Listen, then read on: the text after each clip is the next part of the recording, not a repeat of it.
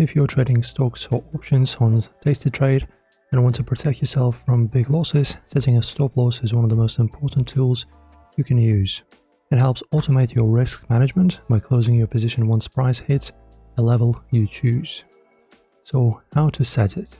Open your position first, then go to Positions tab and select the stock or option you want to protect. Click the position to bring up the trade ticket.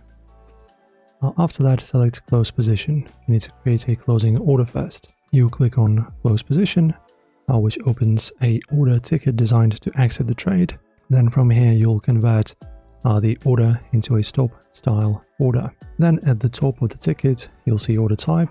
Tap it and select one of the stop loss choices, which is stop market, triggers at your price and fills at next available price. Best for guaranteed exits, but can slip in fast markets. Then stop limits, triggers at your price and only fills at your limit price or better. More precise, but can still fail if price moves too fast. Choose the one that fits your risk tolerance. Then enter the exact price where you want the stop to trigger.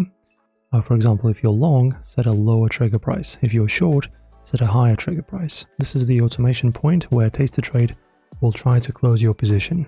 And then also double check position size, trigger price, order type and close direction. Once everything looks right, press review and then send order. Your stop loss will now appear under working orders until triggered. And that's how you set a stop loss on TastyTrade. It's one of the easiest ways to manage risk and protect your trading account.